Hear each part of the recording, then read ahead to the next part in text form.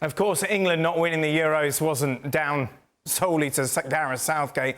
A lot of the big players didn't turn up throughout the tournament. Harry Kane, Jude Bellingham, and Premier League Player of the Year, Phil Foden, was poor. No goals, no assists. Of course, had little flashes of what we saw in a Manchester City shirt, but that was it, Nedum. Why? Why? Oof, that's a great question. I think overall, there were times when he was getting more involved in games, when he was performing better. I think that first half against the Netherlands, I thought he looked magnificent.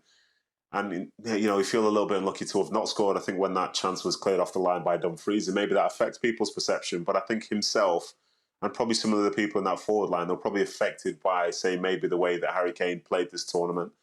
So many times when you've got the likes of a Foden or a Bellingham, or people who can play really well in and around that attacking midfield area, I think sometimes they're better when they've got somebody who's constantly stretching the game, really pinning back two defenders, creating more space.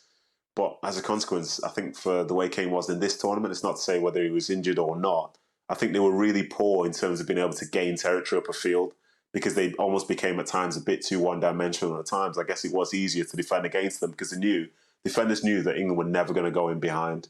And when those games do exist, I think the likes of Foden and others, I think at times they can really struggle, because it's almost like you have to make some sort of magic happen by yourself.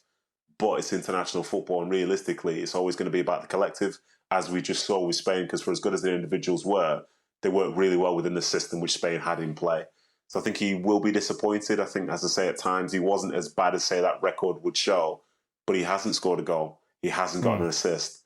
But I'm sure in some ways he'd rather would have played in some games where, say, for example, Cole Palmer has come on and made a big impact, but he's also making a big impact when he's got Ollie Watkins trying to stretch the line, when the game is more stretched. Whereas that first 60 or 70 minutes, as we saw for England throughout those 7 games, they were never the most fun in any game. Let's be completely honest about that. And he was very much a victim of being part of that. And yes, I am caping for Phil Foden, but as I say, I don't think he was as bad as that record shows. But he himself knows that he could have done more, and he's probably one of the reasons why England didn't end up winning the whole tournament, I'd say. I don't think he was helped by the management starting the tournament on the left-hand side, which is not ideal for him, because that's not generally where he plays from Man City. That was because Bukayo Saka was playing on the right. He did change it up, though. He did play more centrally, didn't he? Well, he did. But I'll give you an example. In the final, ultimately, you've got one of the most talented players in the country trying to do a man-marking job on Rodri. Yeah. That's Phil Foden.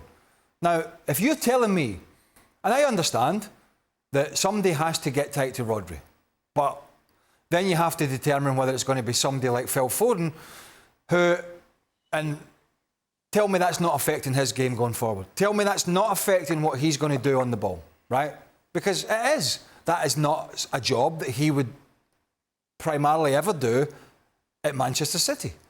And yet this is what he's doing with England. And in that final, we had basically Foden supporting Harry Kane and Jude Bellingham, who was at one point in this season the best goal-scoring midfielder on the planet, playing on the left-hand side to give Luke Shaw protection.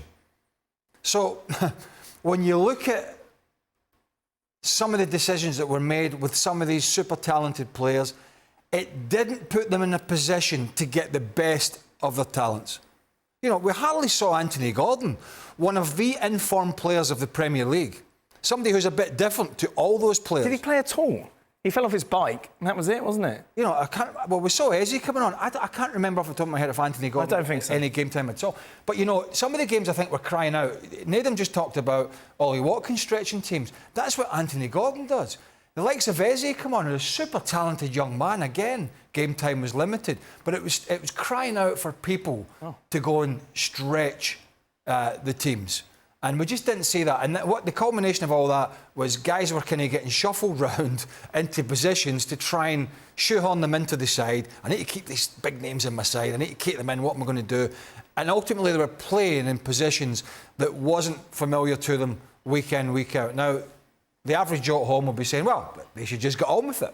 That is an argument. But you didn't get the best out of them doing that. And you look at Spain, the players all played where they were playing for the clubs, and they totally understood their positions. And that's one of the reasons they were as balanced as they were. You know who the favourites are to win the World Cup? England.